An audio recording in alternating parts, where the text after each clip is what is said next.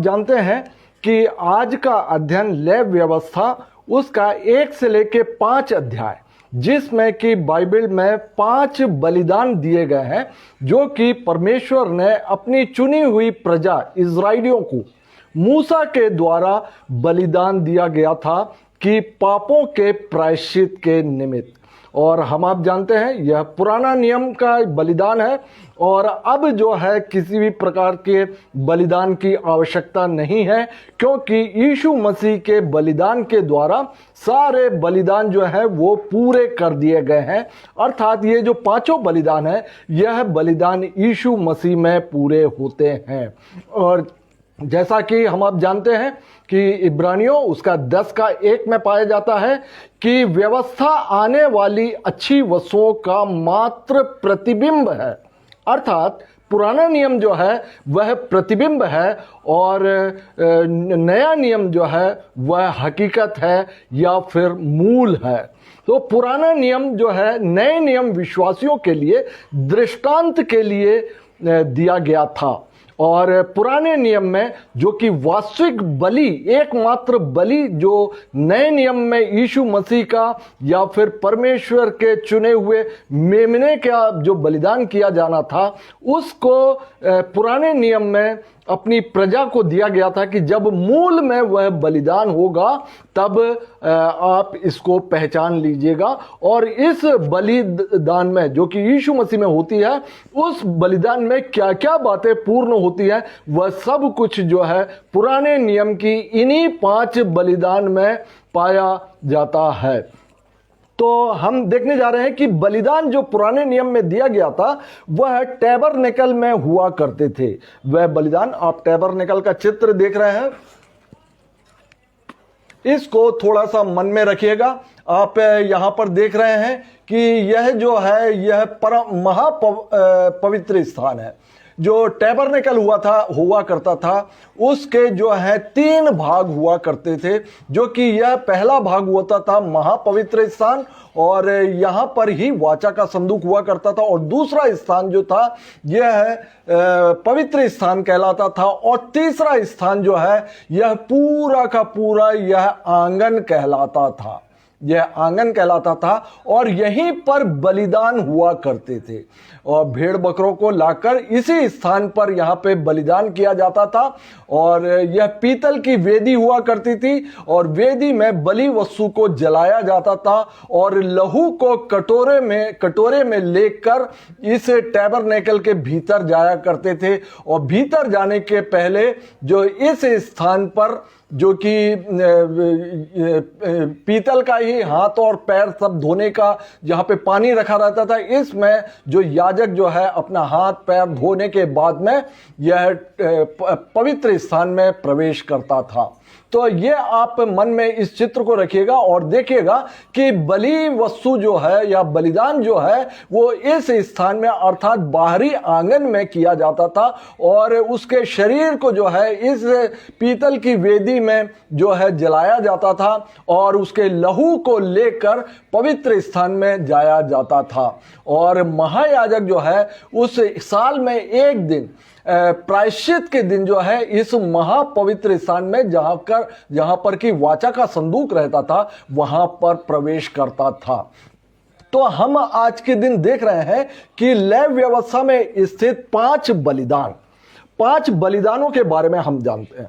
तो पिछले अध्ययन में हमने देखा था, क्योंकि हमारे बलिदान का ही भूमिका थी, उसमें हमने देखा था कि ये जो बलिदान जो किए जाते हैं या जानवरों का, पक्षी का, और पुरातन काल में मनुष्यों का भी बलिदान किया जाता था। मनुष्य अपने पुत्र और पुत्रियों को भी वो बलि के रूप में चढ़ाया करते थे। तो बलि जो है ये विश्व की सबसे पुरातन धर्मानुष्ठान रहा है और ये जो धर्मानुष्ठान है ये ईश्वर को प्रसन्न करने के लिए लोग जो है आदि काल से ही दिया करते थे।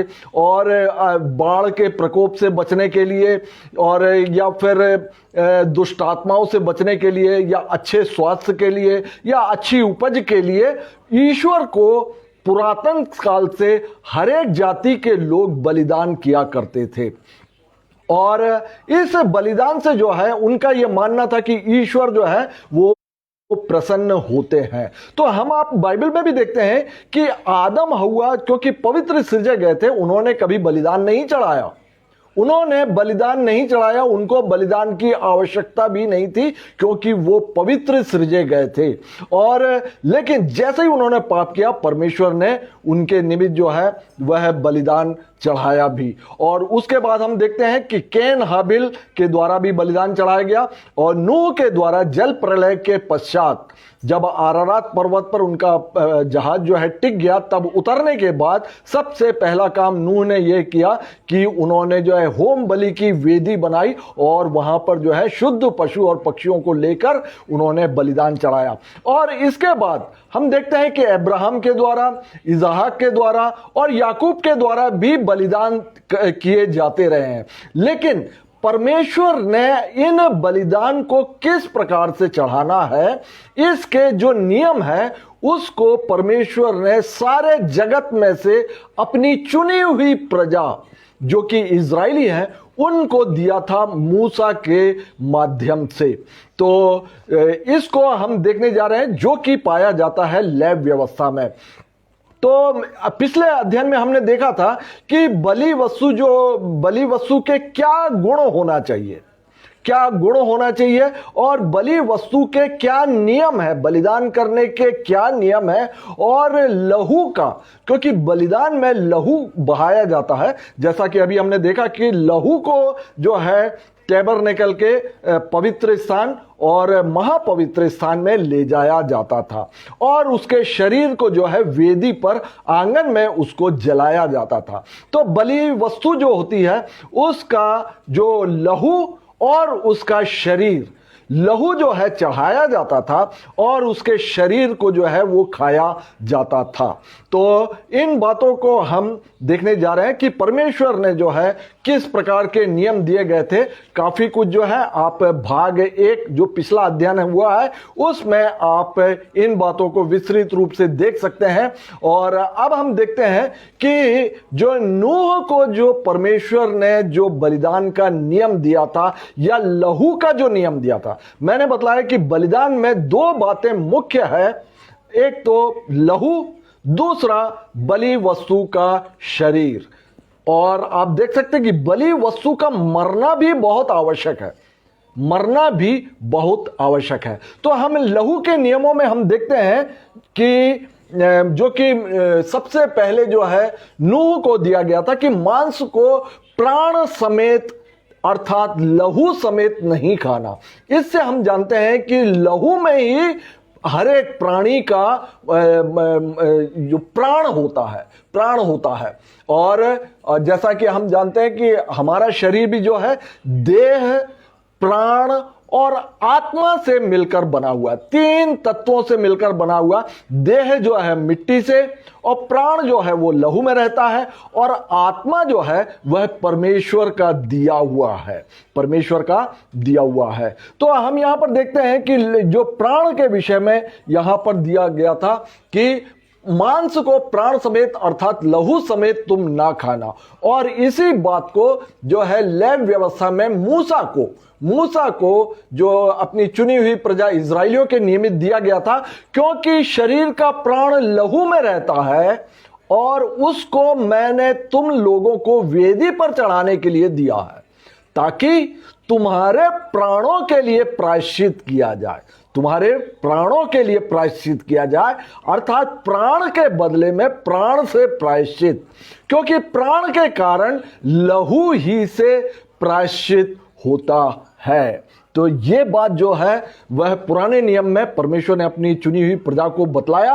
और आज हम नए नियम में, जैसा कि हम जानते हैं पुराना नियम दृष्टांत है, वो प्रतिबिंब है, वो छाया है, जो कि मूल बातें जो है मसीह में आके पूरी होती है। तब हम आप समझ सकते हैं कि मसीह का जो प्रायश्चित बलिदान हमारे और आपके पापों के लिए किया गया, उस बात को हम समझ सकते हैं कि मसीह का लहू बहाया जाना हमारे आपके प्राणों के प्रायश्चित के लिए किया गया था। और यह जो प्रायश्चित है, हमारे आपके विश्वास करने से हमारे आपके पाप जो है वह क्षमा हो जाते हैं, मसीह के इस प्रायश्चित बलिदान को विश्वास करने पर। दूसरी बात हम देखते हैं कि वेदी हुआ करती थी जिसमें कि शरीर को जलाया भी जाता था।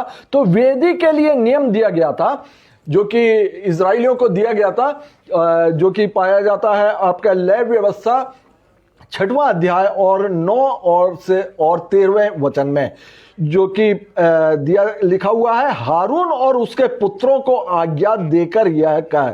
उस समय जो है हारून को महायाजक होने के लिए वो निश्चित कर लिया था, और लिखा है हारून और उसके पुत्रों को आज्ञा देकर यह कहे कि होम बलि की व्यवस्था यह है, अर्थात होम बलि ईंधन के ऊपर रात भर भोर तक वेदी पर पड़ा रहे और वेदी की अग्नि वेदी पर जलती रहे।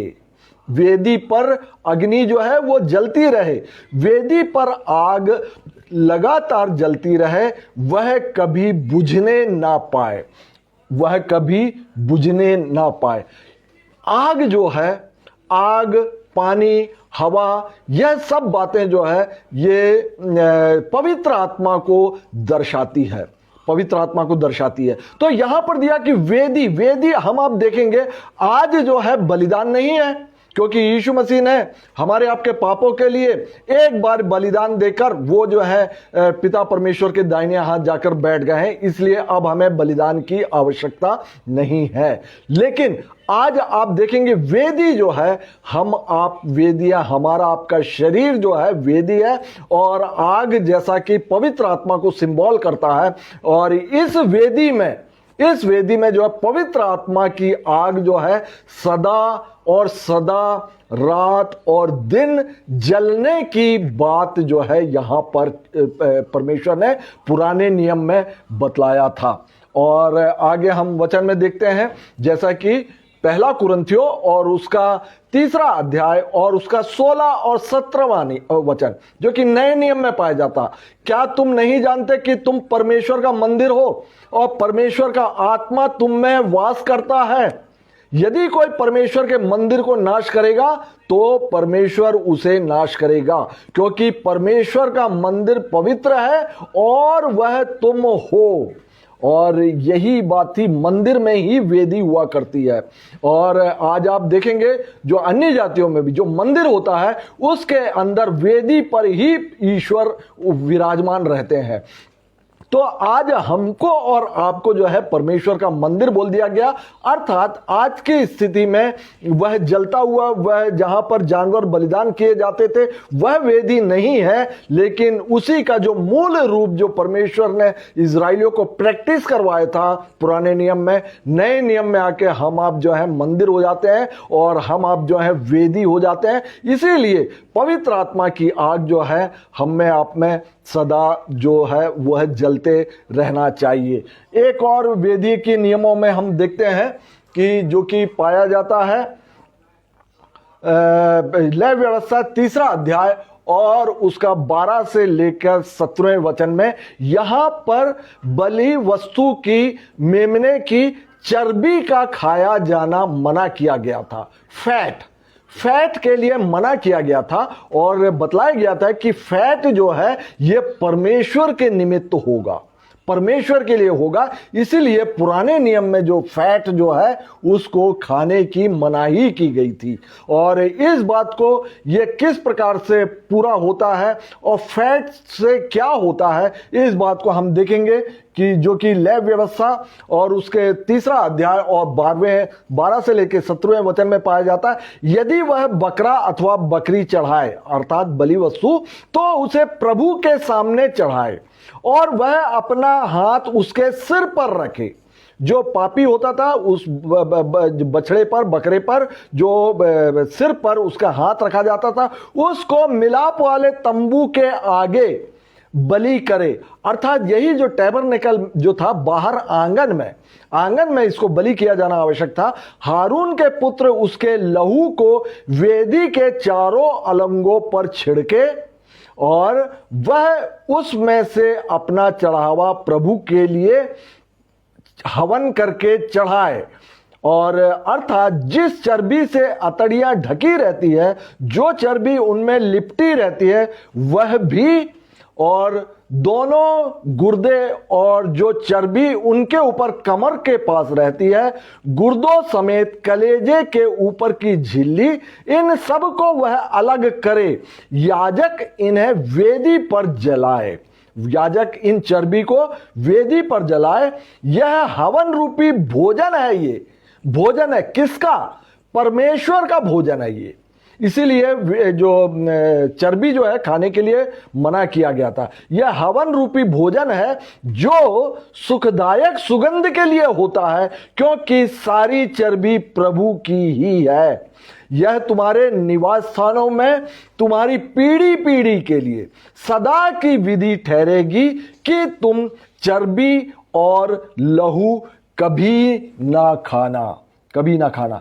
तो ये जो चर्बी जो है, ये परमेश्वर का ये भोजन बतलाया गया, और बाकी जो लहू को भी खाना मना किया गया और इस चर्बी को भी खाने के लिए मना किया। लेकिन बलि वस्तु के शरीर को जो है वो खाया जाना आवश्यक था। तो हम देखते हैं यहां पर कि जो लेव व्यवस्था में जो 5 बलिदान दिए गए हैं, उसमें भी आप उसमें देखेंगे कि चर्बी का खाना जो है वह मना किया गया था। और इसको क्यों मना किया गया था और परमेश्वर का भोजन इसको क्यों कहा गया है, इस बात को हम देखने के लिए हमने देखा कि ये जो है यह सुखदायक सुगंध के लिए परमेश्वर के निमित्त ठहरता था, चर्बी या फैट। और इसको और भी हम क्लियर करके आप देखेंगे उत्पत्ति 8वां अध्याय और उसका 20 और 21वें वचन में, जब नूह ने प्रथम बलिदान चढ़ाया था, तब नूह ने यहोवा के लिए एक वेदी बनाई और सब शुद्ध पशुओं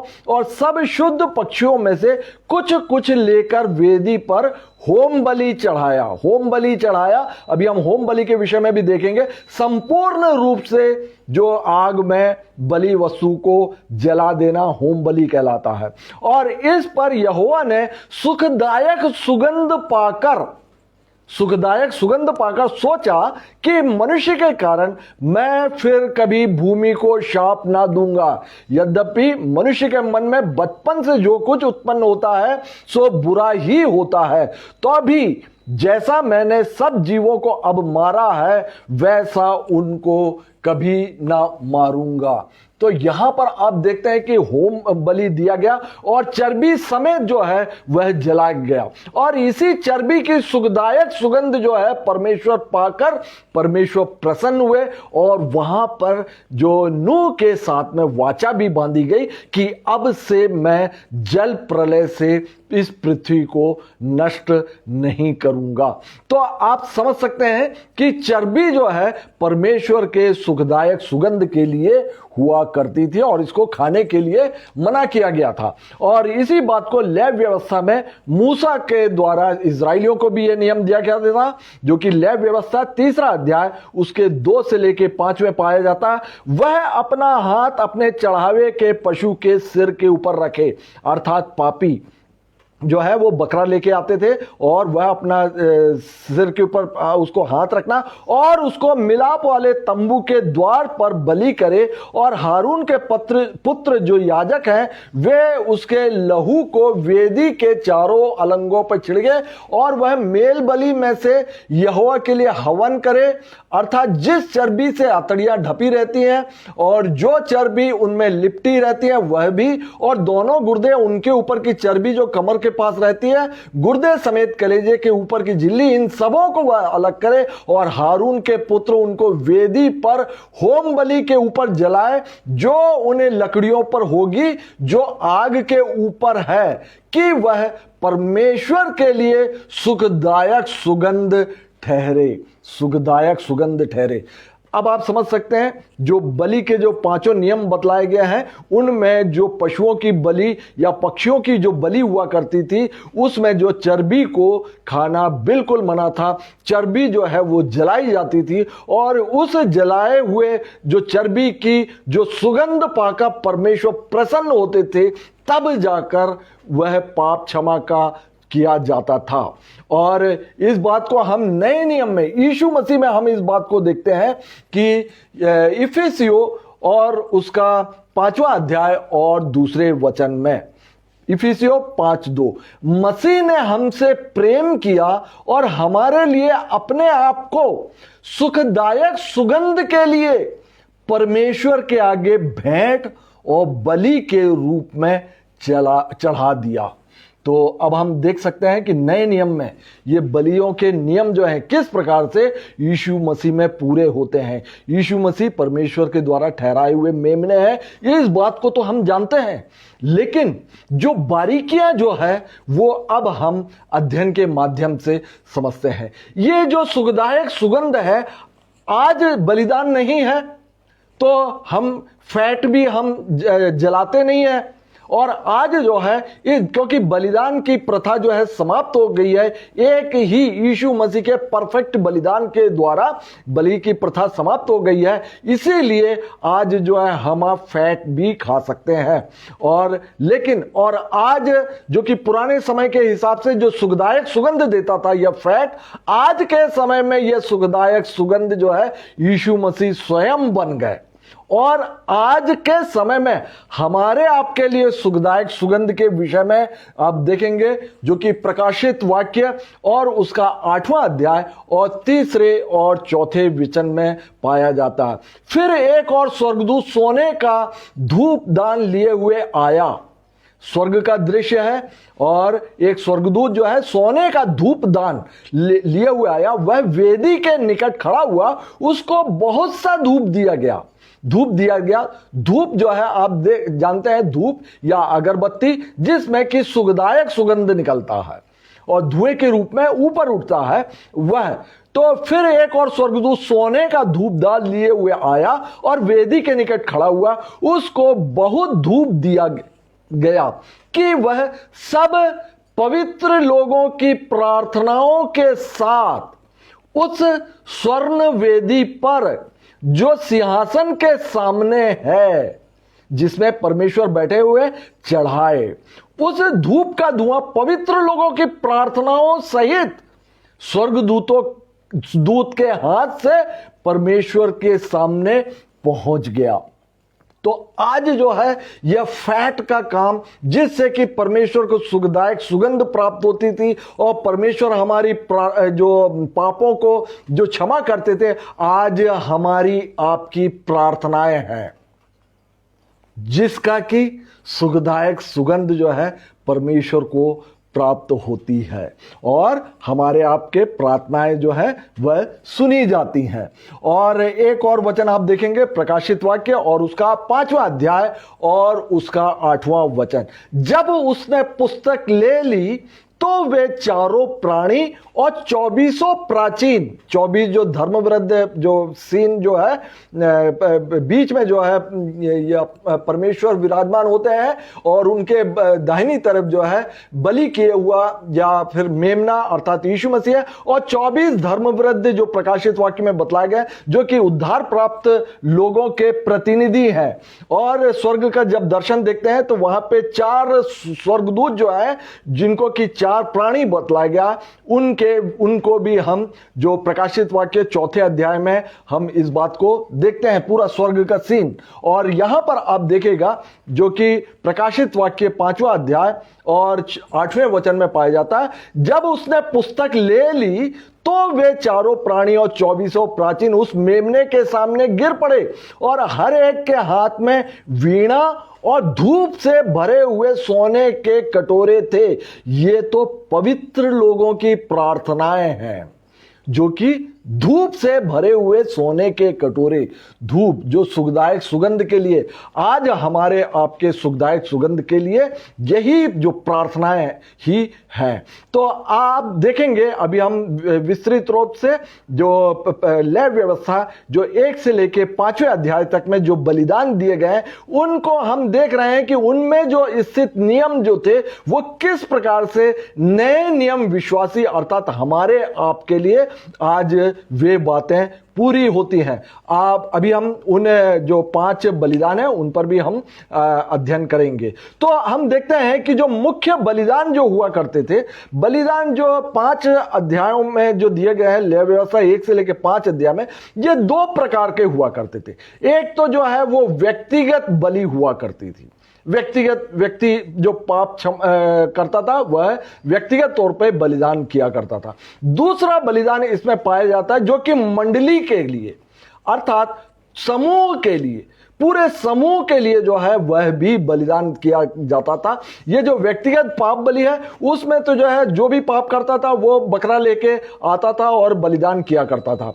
लेकिन जो मंडली के लिए और समूह के लिए साल में एक बार महायाजक जो है वह बलिदान के इस लहू को महापवित्र स्थान में जहां पे वाचा का संदूक रहता था, साल में एक दिन प्रायश्चित का दिन कहलाता था। वो मंडली के लिए, समस्त इजराइलियों के लिए जो विधि के अनुसार वे जो महायाजक जो हुआ करते थे वो जो है बलिदान चढ़ाते थे और परमेश्वर सारी मंडली के गुनाहों को वो क्षमा किया करते थे। तो यही जो मंडली के लिए जो पाप क्षमा जो महायाजक ने चढ़ाया, यही बलिदान जो है यीशु मसीह के बलिदान में पाया जाता। उन्होंने क्या किया कि समस्त मंडली के लिए अर्थात समस्त विश्व के जो समस्त मानव के लिए उन्होंने अपना बलिदान किया हुआ है। और अब जो इस प्रायश्चित बलिदान पर जो विश्वास करेगा,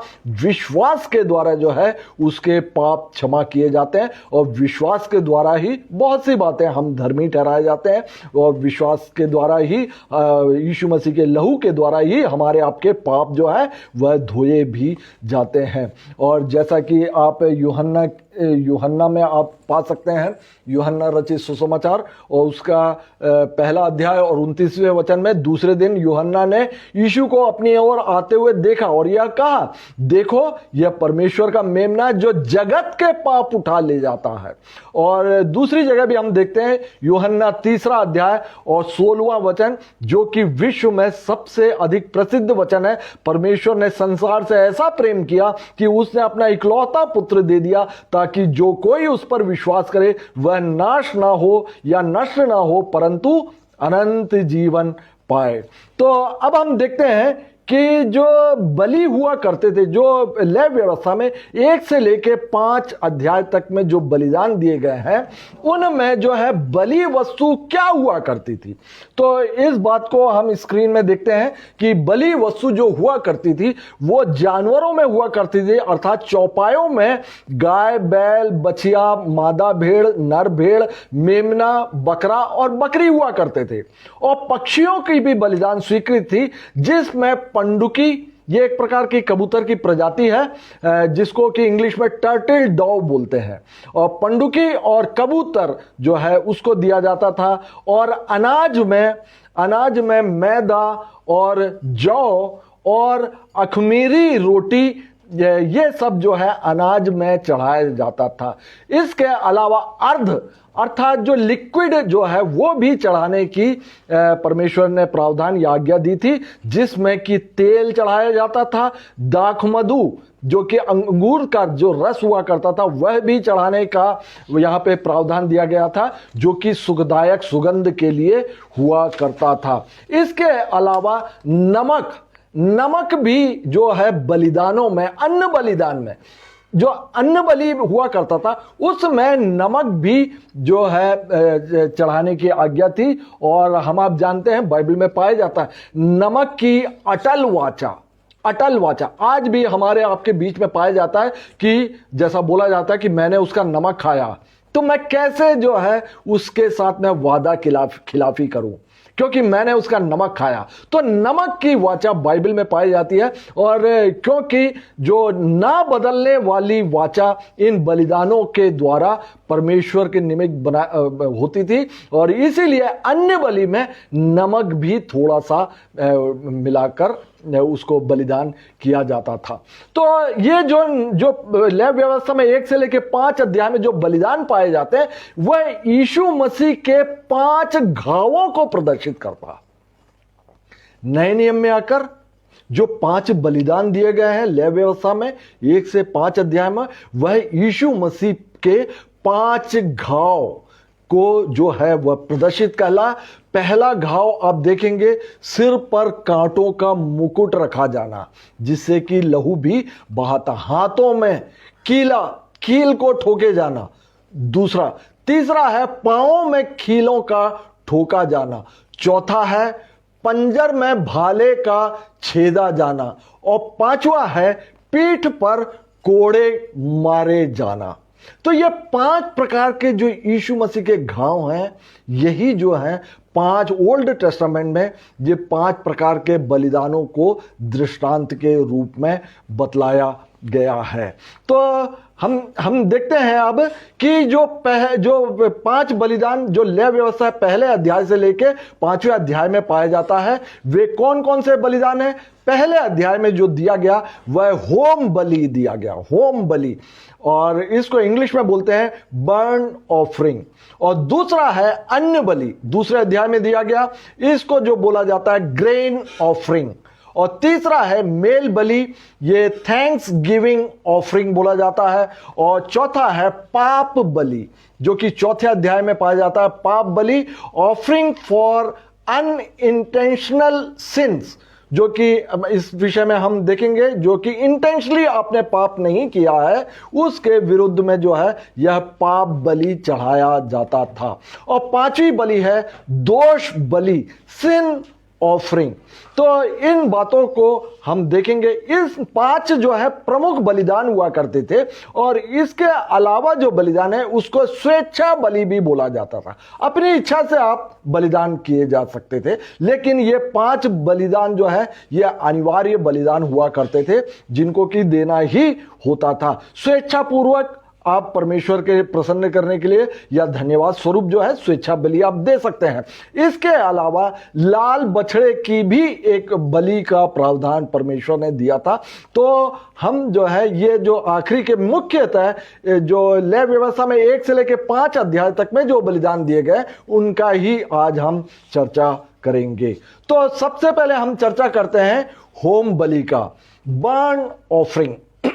यह जो बलिदान है, यह विश्व में मैंने बतलाया कि सबसे पुराने, जब बलिदान के नियम नहीं दिए गए थे, तब अपने अपने ईश्वरों को प्रसन्न करने के लिए यह होम बलि चढ़ाया जाता था, जिसमें कि समूची बलि वस्तु को आग में जला दिया जाता था। लेकिन जब परमेश्वर ने अपनी चुनी हुई प्रजा इजराइलियों के निमित्त ये जो आज्ञाएं दी गई, उसके अंतर्गत जो है जो होम बलि का भी प्रावधान दिया गया। इसमें जो है याजक जो होता था, बलि वस्तु का खाल को वो उतार देता था, और सिर और पैर और पशु के वो टुकड़े टुकड़े कर देता था, और अतड़िया और पैरों को वो पानी से धोता था, और वेदी के आग पर इस प्रकार के बलि वस्तु को वह चढ़ाया करते थे। लेकिन अब्राहम और नूह के समय में इस प्रकार का नहीं करते थे। वो समूचा का समूचा जो है वह बलि वस्तु को आग में जला दिया करते थे। लेकिन परमेश्वर ने यहाँ पे समूचे बलि वस्तु को होम बलि के रूप में चढ़ाने के लिए इस प्रकार की आज्ञा दी गई थी। और इस होम बलि के लिए यह वेदी का यह नियम था कि वेदी पर आग जो है वह सदा वह जलती रहे। मैंने आपको बताया कि हम आप भी जो है वेदी है, और पवित्र आत्मा स्वरूप आग जो है हमारे और आपके के भीतर भी हमेशा जो है वो ज्वलनशील रहना चाहिए। और इसमें जो है होम बलि में 3 प्रकार के जो प्राणियों का प्रयोग किया जाता था। 3 प्रकार के प्राणी जो होते, एक तो भेड़, दूसरा बकरा, और तीसरा जो पंडुकी या कबूतर को चढ़ाने का इसमें प्रावधान दिया गया था। तीन ही प्रकार के प्राणी जो है को होम बलि जो है चढ़ाया जाता था, जिसमें कि पूरे मांस को खाया नहीं जाता था, बल्कि पूरा जो है वह जला दिया जाता था और चर्बी के साथ में, और इसके लहू को जो है लेकर जो पवित्र स्थान में जाया जाता था। और दूसरा जो है वह है अन्य बलि। अन्य बलि, द ग्रेन ऑफरिंग, ग्रेन का या अन्नों का जो बलिदान किया करते थे। और अन्न बलि जो है हम आप आज भी जो प्रचलन में है, अन्य जातियां आप देखेंगे फसल कटाई के बाद में वो अन्न को उसके बाल समेत जो है वो अपने ईश्वरों के सामने वो लोग अपना जो वेदी है, जो चौकोर जो वेदी बनाते हैं, उस पर वो लोग जो है आग में जलाते हैं। आज भी हम आप इसको देख सकते हैं। तो अन्य बलि जो है परमेश्वर ने अपनी चुनी हुई प्रजा के निमित्त, एक मिनट,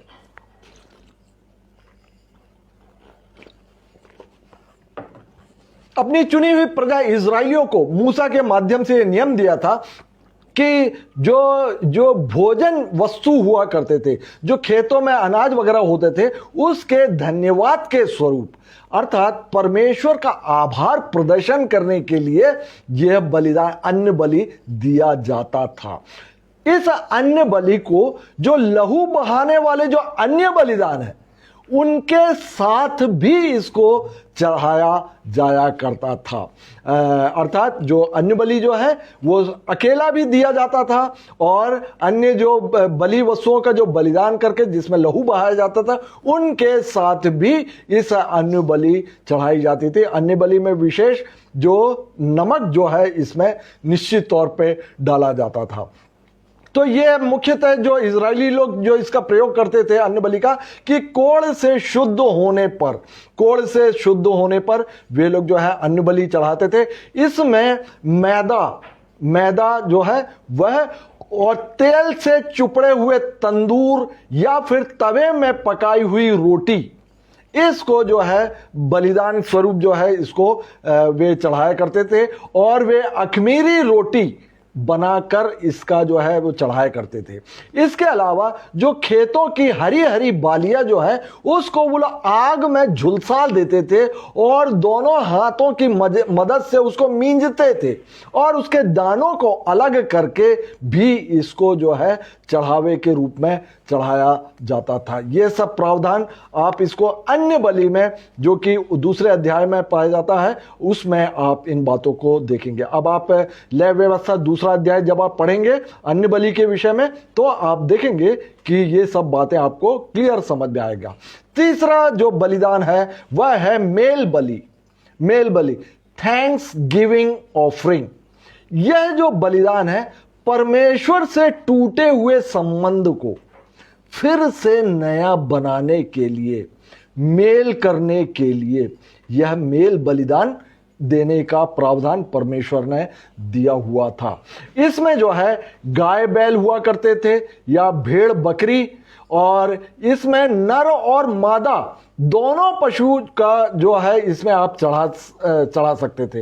अर्थात नर भी और मादा, ये इसमें अलग अलग बलिदानों में कुछ रेस्ट्रिक्शंस दिए गए हैं कि इसमें जो है नर बलिदान ही दिए जाएंगे, लेकिन मेल बलि में ऐसा नहीं था। आप नर और मादा दोनों का ही बलिदान इसमें किया जा सकता था, जो कि इजरायली वे लोग करते थे। इसमें जो मांस जो होता था उसको परिवार के सदस्य, अन्य रिश्तेदार और पड़ोसी, ये सभी मिलकर इस बलि वस्तु के मांस को खाया जाता था। जब किसी व्यक्ति के द्वारा परमेश्वर से संबंध, पापों के कारण ही परमेश्वर से संबंध टूटते हैं, और जब कभी ये मेल बलि वह इस टूटे हुए संबंध के एवज में वो चढ़ाता था, तो अपने परिवार के सदस्य और रिश्तेदार और अपने पड़ोसी सबको बुलाकर वह एक भोज देता था, और उस भोज में इस बलि के मेमने को जो है वह खाया जाता था। इस बलि में, अर्थात मेल बलिदान की खास बात यह है कि इस बलिदान या बलि वस्तु को उसी दिन खाना अनिवार्य था। इसके मटन को आप दूसरे दिन नहीं रख सकते, कुछ बलिदानों में रख सकते हैं। और देखिएगा ये सब बहुत यीशु मसीह में सब बातें पूरी होती हैं। अब समय थोड़ा सा कम होने की वजह से जस्ट आप इन उद्देश्य यह है कि आप इन 5 बलिदानों के बारे में जब आप लेवी व्यवस्था को पढ़ें तो उस बातों को आप समझ पाएं। तो इसमें जो है वह उसी दिन खाया जाना बलि वस्तु के मांस को अनिवार्य था, और यीशु मसीह के क्रूस पर बहाए गए लहू के कारण परमेश्वर के साथ जो आदम और हव्वा के साथ में जो मानव जगत का जो संबंध टूट गया था, यीशु मसीह के प्रायश्चित बलिदान के द्वारा फिर से जो है हमारा मेल हुआ है परमेश्वर से। तो यह मेल बलि जो है उसी बात को दर्शाता है। और कुलुस्सियों पहला अध्याय और उसका पहला अध्याय और उसका 19 और 20वां वचन, वहां पे इस प्रकार से पाया जाता है कि पिता की प्रसन्नता इसी में है कि उसमें अर्थात यीशु मसीह में सारी परिपूर्णता निवास करे। पिता की प्रसन्नता इसी में है कि यीशु मसीह में सारी परिपूर्णता निवास करे, उसके क्रूस पर बहे हुए लहू के द्वारा मेल मिलाप करके सब वस्तुओं का उसी के द्वारा अपने साथ मेल कर ले, और चाहे वे पृथ्वी की हो चाहे वे स्वर्ग की हो। और इसी बात का आशय आप देख सकते हैं रोमियो जो 5वां अध्याय पहले वचन में भी आप देख सकते हैं, और इफिसियों 2रा अध्याय और उसके 14वें वचन में और उसके 17वें वचन में भी इस मेल मिलाप को आप देख सकते हैं। तो यह था मेल बलि के विषय में, अर्थात थैंक्स गिविंग ऑफरिंग के विषय में। तो अब अगला जो है वह है पाप बलि। पाप बलि जो ऑफरिंग फॉर अनइंटेंशनल सिंस, जो कि इंटेंशन के द्वारा नहीं किया गया, अर्थात जानबूझकर जो पाप नहीं किए गए हैं। तो इस विषय में आप देखते हैं कि यह जो पाप बलि है यह अनिवार्य बलि हुआ करता था, अनिवार्य बलि हुआ करता था। इसको अनिवार्य रूप से देना आवश्यक था, और यह जो है अनजाने में किए गए पापों के लिए, अनजाने में किए गए पापों के विषय में इस बलिदान को दिया जाता था। जैसे दुर्घटना हो गई, कोई किसी को चोट पहुंचा दिया, कोई व्यक्ति दुर्घटना से लूला लंगड़ा कर दिया या उसकी मृत्यु हो गई, ऐसे में जो है पाप बलि उसको देना अनिवार्य था। और या लापरवाही के कारण, या कोई मकान लापरवाही से बनवा रहा है, कुछ ईंट गिर गया, किसी के सिर के ऊपर घाव लग गया या वो मर गया, ऐसे सब जो अनजाने में किए हुए या फिर कोई जल्दबाजी में किए हुए, लापरवाही से किए गए और जल्दबाजी में किए गए पापों के प्रायश्चित के लिए यह पाप बलि यह दिया जाता था। और यह अविश्वास की दशा में, हम बाइबल बतलाती है कि अविश्वास की नए नियम में आप देखेंगे कि अविश्वास की दशा में या बिना समझे बूझे किए गए पाप पर परमेश्वर जो है वह दया करते हैं। और इस बात को जो कि पुराने नियम में अनजाने में जो किए गए पाप हैं, और नए नियम में भी आप देखेंगे जो कि पाप बलि के ऊपर है। और इसको प्रेरित पौलुस ने जो है पहला तिमोथियो और उसका पहला अध्याय और उसके 13वें वचन में इस प्रकार बतलाया गया है कि मैं तो पहले निंदा करने वाला, विश्वासियों को सताने वाला, उन पर अंधेर करने वाला था। प्रेरित पौलुस बोल रहे हैं पहले, क्योंकि वो अनजाने में किए हुए पाप थे उसके, और फिर भी मुझ पर दया हुई क्योंकि मैंने अविश्वास की दशा में बिना समझे बूझे ये काम किए थे। और बाइबल बतलाती है कि परंतु जो सेवक अनजाने में मार खाने योग्य काम करे वह थोड़ी मार खाएगा, जैसा कि लूका 12 अध्याय और उसके 48 वचन में पाया जाता है कि जो सेवक अनजाने में मार खाने योग्य काम करे अर्थात पाप करे वह थोड़ी मार खाएगा।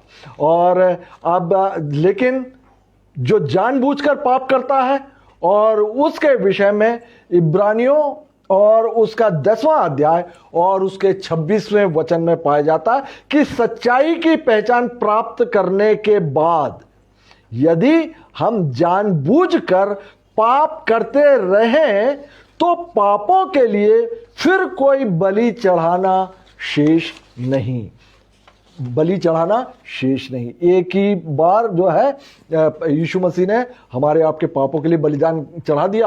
अब हम जानबूझकर हम पाप करें, अनजाने में किए हुए पापों के लिए परमेश्वर दया करते हैं, जैसे कि पौलुस पर दया की गई जब वो अनजाना था, मसीह को नहीं जाना, लेकिन जब उसने मसीह को पहचाना तब जो है, तब के लिए लिखा प्रेरित पौलुस ही लिखते हैं कि जो सच्चाई की पहचान प्राप्त करने के बाद यदि हम जानबूझकर पाप करते रहें तो पापों के लिए फिर कोई बलि चढ़ाना शेष नहीं। और इस ये जो पाप बलि हुआ करता था, यह ऋतुमती स्त्री के शुद्ध होने पर पुराने नियम में यह बलि चढ़ाना अनिवार्य था, और प्रसव के बाद में भी इस बलिदान को चढ़ाया जाना आवश्यक था। आप देखेंगे यीशु मसीह की माता मरियम ने शुद्ध होने के समय यह बलिदान चढ़ाया था, जैसा कि लूका उसका 2 अध्याय और 21 से लेकर 24वें वचन में पाया जाता है। और वहां पे इस प्रकार से लिखा हुआ है कि 8वें दिन जब बालक के खतने का समय आया तब उसका नाम यीशु रखा गया। यही नाम स्वर्गदूतों ने उसके पेट में आने से पहले दिया था। और जब मूसा की व्यवस्था के अनुसार उनके शुद्ध होने के दिन पूरे हुए तब वे बालक यीशु को यरूशलेम के मंदिर में ले गए कि प्रभु के सामने उसे लाए, जैसा कि प्रभु की व्यवस्था में लिखा है, हर एक पहलौठा पुत्र प्रभु के लिए पवित्र ठहरेगा। और तथा प्रभु की व्यवस्था के वचन के अनुसार पंडुकों का एक जोड़ा या कबूतर के 2 बच्चे लाकर बलिदान करे।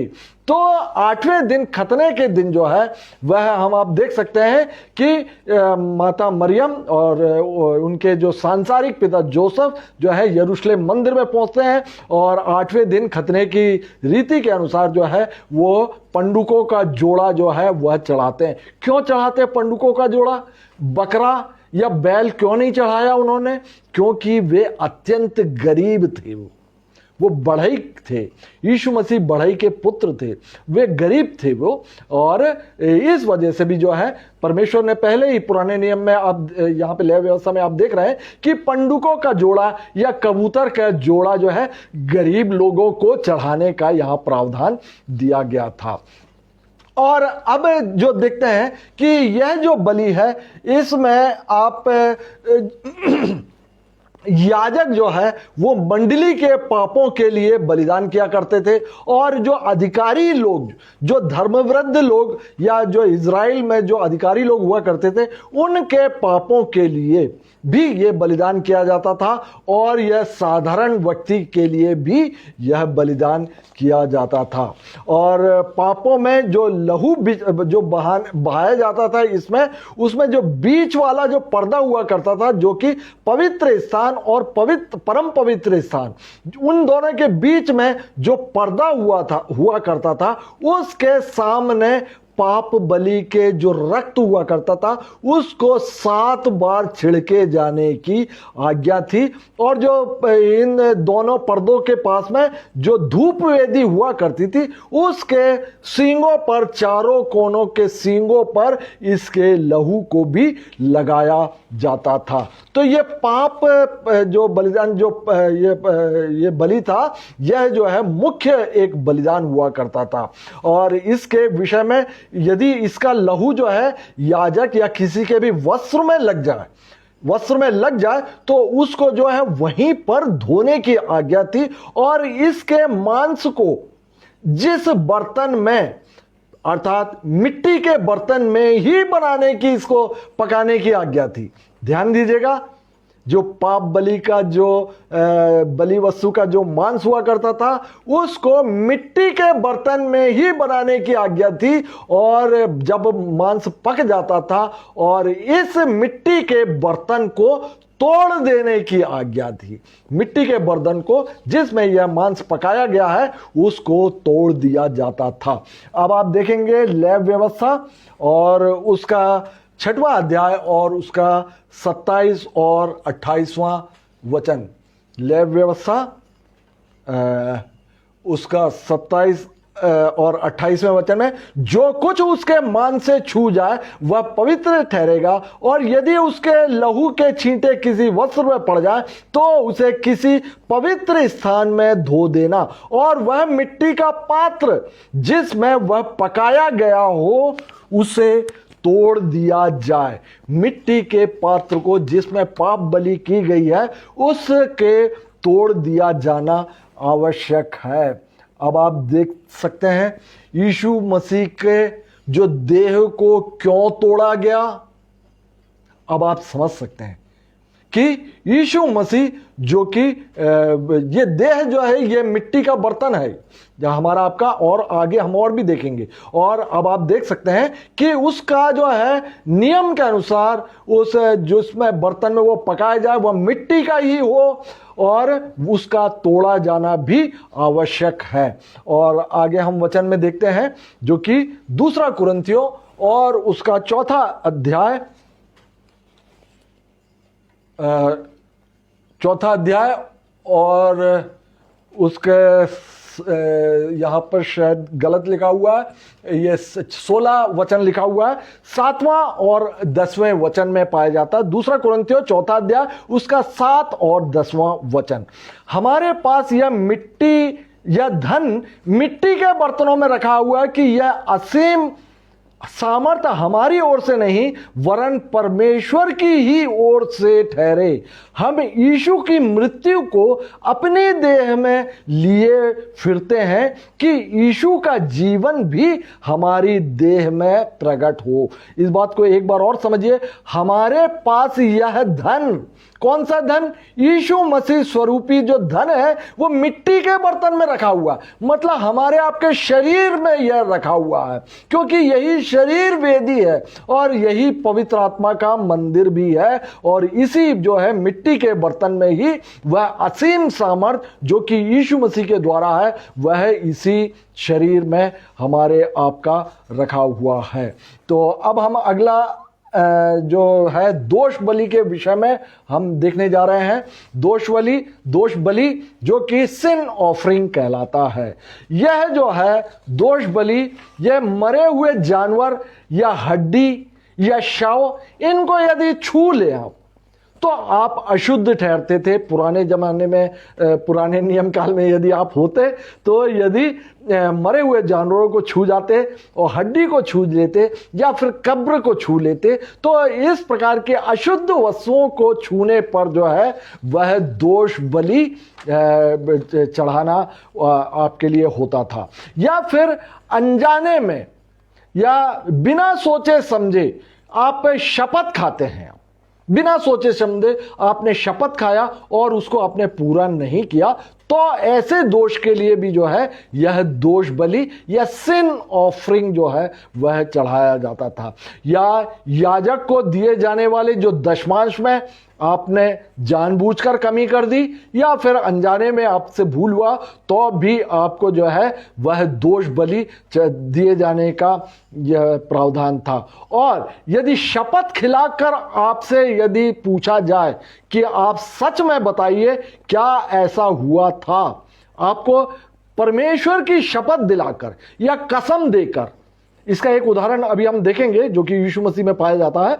और ऐसा यदि आपने शपथ दिला, परमेश्वर की शपथ दिलाकर आपसे पूछे और आप यदि झूठ बोल दो तो भी आप दोषी ठहरते थे। तो इस प्रकार के जो दोष हैं उनके लिए दोष बलि या सिन ऑफरिंग जो है वह चढ़ाने की आज्ञा परमेश्वर ने दी थी। आप देख सकते हैं जो कि एक यीशु मसीह पर हुई घटना है।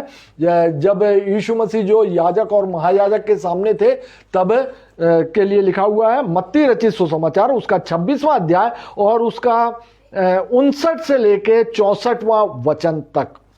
लिखा हुआ है, महायाजक और सारी महासभा यीशु को मार डालने के लिए उसके विरोध में झूठी गवाही की खोज में थे।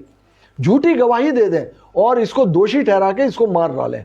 तो महायाजक और सारी महासभा यीशु को मार डालने के लिए उसके विरोध में झूठी गवाही की खोज में थे, परंतु बहुत से झूठे गवाहों के आने पर भी ना पाई अर्थात झूठी गवाही नहीं पा पाए। अंत में दो जनों ने आकर कहा कि उसने अर्थात यीशु मसीह ने कहा है कि मैं परमेश्वर के मंदिर को ढा सकता हूं और उसे 3 दिन में बना सकता हूं। तब महायाजक ने खड़े होकर उससे कहा, महायाजक ने कहा, अनेक याजक हुआ करते थे लेकिन महायाजक जो है एक ही हुआ करता था।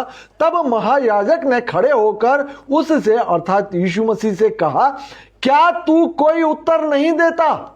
यीशु मसीह बिल्कुल वध किए मेमने के जैसे कि यशाया 53 में पाया जाता, वध किए जाने वाले मेमने के जैसे चुपचाप खड़े थे वहां पर। तब जो है महायाजक बोलता है, क्या तू कोई उत्तर नहीं देता? ये लोग तेरे विरोध में क्या गवाही देते हैं? परंतु यीशु चुप रहा। महायाजक ने उससे कहा, यीशु ने उससे कहा कि महायाजक जो है उसको जो है जीवते परमेश्वर की शपथ देते हैं। वो जीवते परमेश्वर की शपथ देकर उसको बोलते हैं कि आप जो है यह बात बतलाइए। आप इसको विस्तार पूर्वक जो है मत्ती 26 अध्याय में इसको देखते हैं। यीशु ने उनसे कहा, तूने आप ही कह दिया, महायाजक तूने आप ही कह दिया कि तू जो है जीविते परमेश्वर का पुत्र है। वरन मैं तुमसे यह भी कहता हूं कि अब से तुम मनुष्य के पुत्र को सर्वशक्तिमान के दाहिने ओर बैठे और आकाश के बादलों पर आते हुए देखोगे। आप देखेंगे कि बहुत लोग दोष लगा रहे हैं लेकिन यीशु मसीह जो है वहां पे चुपचाप थे। लेकिन जैसे ही महायाजक ने जीवते परमेश्वर की शपथ दी, अब यीशु मसीह जो है चुप नहीं रह सकते। वहां पर उनको बोलना ही पड़ेगा और सच्चाई उनको बतलाना ही पड़ेगा। तब जो बोला परमेश्वर ने कि यीशु मसीह ने कि तुमने आप ही कह दिया है कि जीवते परमेश्वर का पुत्र है और अब तू जो है परमेश्वर के पुत्र को सर्वशक्तिमान के दाहिनी ओर बैठे हुए भी और बादलों पर आते हुए भी तुम देखोगे। तो यहां पर जो है झूठी शपथ ना खाने के विषय में यीशु मसीह के बारे में यहां पर पाया जाता है। तो दोष बलि में जो है वहां पे 1 वर्ष का निर्दोष भेड़ का होना अनिवार्य है, या फिर बकरी हो या फिर 2 पंडुकी या 2 कबूतर वहां पे चढ़ाए जाने का प्रावधान है। और यशाया 53 अध्याय और उसके 10वें वाक्य में भी यीशु मसीह का दोष बलि चढ़ाए जाने का वहां पे पुराने नियम में यशाया 53 और 53 के 10वें में भी वहां पे यीशु मसीह ने दोष बलि ही चढ़ाया था। तो इस बात को सारी मंडली के लिए सारे जगत के लोगों के लिए उन्होंने प्रायश्चित बलिदान किया गया था। और यहां पर जो है ये 5 बलिदान के विषय पर अध्ययन यहां पर समाप्त होता है। एक और बलिदान के विषय में मैं आपको बतलाना चाहूंगा जो कि स्वेच्छा बलि के ऊपर है। स्वेच्छा बलि जो कि स्वेच्छा पूर्वक जो है बलिदान करने की आज्ञा थी। यह बलियों में प्रमुख बलिदानों में नहीं था। प्रमुख बलिदानों में ये लेवी व्यवस्था में स्थित 1 से लेकर 5वें अध्याय में 5 बलिदान ही प्रमुख हुआ करते थे। और जो 6वां बलिदान है ये स्वेच्छा बलिदान कहलाता था और इसमें परमेश्वर से प्रेम के कारण या फिर कोई अपनी इच्छा से मन्नत को मानकर इसको जो है चढ़ाया जाता था। तो क्योंकि ये स्वेच्छा पूर्वक चढ़ाया जाता था, इसमें बलि वस्तु के कोई नियम निर्धारित नहीं थे कि वह भेड़ हो, बकरा हो, पंडुकी हो, कबूतर हो, ऐसा कुछ भी, या नर हो या मादा हो। आप अपनी स्वेच्छा पूर्वक इसमें बलि वस्तु को चुनने की इसमें स्वतंत्रता थी। लेकिन ये क्योंकि परमेश्वर के निमित्त था इसीलिए इसको मिलाप वाले तंबू में ही चढ़ाना आवश्यक था। ऐसा नहीं कि आप अपने घर पर जो है वह स्वेच्छा बलि दे दें या आप अपने खेत पर स्वेच्छा बलि दे दें। इस प्रकार से आप स्वेच्छा बलि, क्योंकि अनिवार्य बलि ना होते हुए भी यह नियम जरूर था कि उसे भी मिलाप वाले तंबू में ही चढ़ाना अनिवार्य था।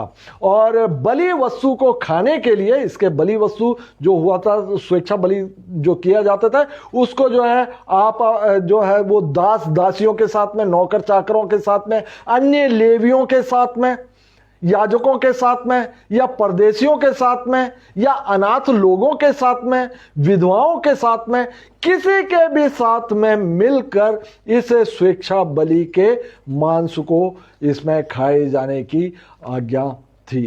तो विधि था, इसमें कोई विशेष नहीं था, लेकिन स्वेच्छा बलि भी यहां पर दिया गया है। तो इस प्रकार से जो अब अध्ययन के अंत में मैं आपसे 2 वचन कहूंगा, वचन कहकर मैं बात को, आज की अध्ययन को समाप्त करूंगा। इब्रानियों और उसका 9वां अध्याय और उसका 14वां वचन। मसीह का लहू जिसने अपने आप को सनातन आत्मा के द्वारा परमेश्वर के सामने निर्दोष चढ़ाया, तुम्हारे विवेक को मरे हुए कामों से क्यों न शुद्ध करेगा, ताकि तुम जीविते परमेश्वर की सेवा करो, ताकि तुम जीविते परमेश्वर की सेवा करो। और रोमियो उसका 8वां अध्याय और उसका 3रा और 4था वचन। जो काम व्यवस्था शरीर के कारण दुर्बल होकर ना कर सकी, अर्थात पुराने नियम काल में जो व्यवस्था परमेश्वर ने ही बलिदान के, ये 5 बलिदानों का जो दिया गया था, ये जो है वह शरीर के कारण दुर्बल होकर यह व्यवस्था जो है सिद्ध नहीं हो सकी। तो जो काम व्यवस्था शरीर के कारण दुर्बल होकर ना कर सकी, उसी को परमेश्वर ने किया, अर्थात अपने ही पुत्र को पाप में शरीर की समानता में और पाप के बलिदान होने के लिए भेजकर शरीर में पाप पर दंड की आज्ञा दी, दंड की आज्ञा शरीर पर दी। इसीलिए कि व्यवस्था की विधि हम में जो शरीर के अनुसार नहीं वरन आत्मा के अनुसार चलते हैं पूरी की जाए। तो इसीलिए जो है पुराने नियम जो है वह पुरानी व्यवस्था परमेश्वर ने पत्थर पे लिख दी गई थी, लेकिन नए नियम में हमारे आपके विवेक में लिख दी गई है, जैसा कि यिर्मयाह 31 अध्याय और उसका 31 से लेके 33वें वचन में पाया जाता है, जहां पे नया नियम परमेश्वर ने यीशु मसीह के द्वारा हमारे आपके लिए स्थापित किया गया था। तो यहां पर हम जो है शरीर के अनुसार नहीं बल्कि अपनी आत्मा से हम चलते हैं, और सब कुछ जो है वह नई वाचा ही है, और जो मसीह के द्वारा परमेश्वर ने हमारे आप से बांधी हुई है, और उसके अनुसार परमेश्वर को हम आप जो है ग्रहण योग्य भी होते हैं। अब जो है खतना नहीं है, खतना जो है आज मन का खतना है, बलिदान वह भी धन्यवाद का बलिदान है, जैसे कि राजा दाऊद ने भी बतलाया।